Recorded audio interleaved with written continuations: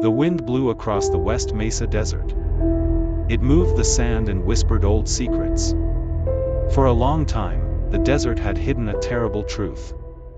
Now, that truth was starting to come out, one bone at a time. It started with quiet talk in poor parts of town. Girls, often young and without much hope, began to vanish. They were sisters, daughters, and friends who just disappeared. Their pictures were put on poles, but over time, the pictures faded, just like their family's hope. The police had too much work and not enough help. They believed the desert simply hid them forever. But Detective Maria Reyes didn't want the desert to win. She knew this was not just a few separate cases.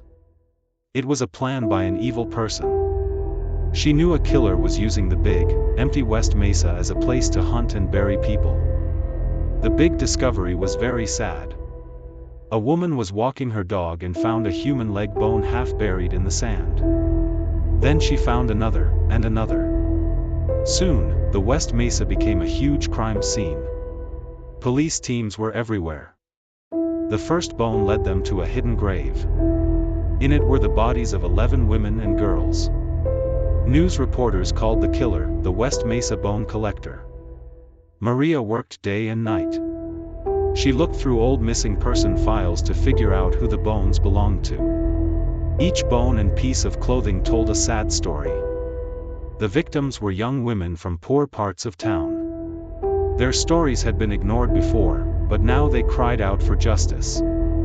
The case was like a maze with many wrong turns and no answers. Maria talked to many people, but there were few clues. One night, Maria was looking at a map with pins for each missing person. She saw something strange. Many of the pins were close to an old ranch house. The house belonged to a strange man named Silas Blackwood. Silas did not leave his home much and did not like other people. He was like a ghost to the people in town. He was always there, but no one ever paid attention to him. Maria went to see Silas Blackwood. His old house looked like the desert was eating it. Thin, angry dogs barked at her. Silas came to the door. His eyes were empty, like the desert. He said he didn't do anything, and his answers were not clear. But Maria felt cold, even colder than the night air. As she left, she saw tire tracks in the dirt road. They were the same kind of tracks that a few people had seen before the girls went missing. It was hard to get a search warrant, but Maria didn't give up. What the police found at Silas Blackwood's house was horrible. They found things that belonged to the missing girls. Then, in a small basement under the floor, they found more evidence, disturbing pictures, sad keepsakes, and clear proof that he had done the awful crimes. The police caught Silas Blackwood. He didn't fight back. His eyes were still empty, like the desert. He confessed to the crimes in a very cold way. He said he chose the West Mesa because it was quiet and good at hiding things.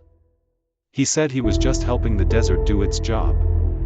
The trial of the Bone Collector was a big deal across the country.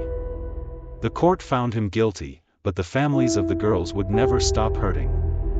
The West Mesa, which used to seem wild and free, became a sad place. It was a reminder that even in a wide open space, bad things can happen. It left behind only the quiet silence of bones and the memory of screams.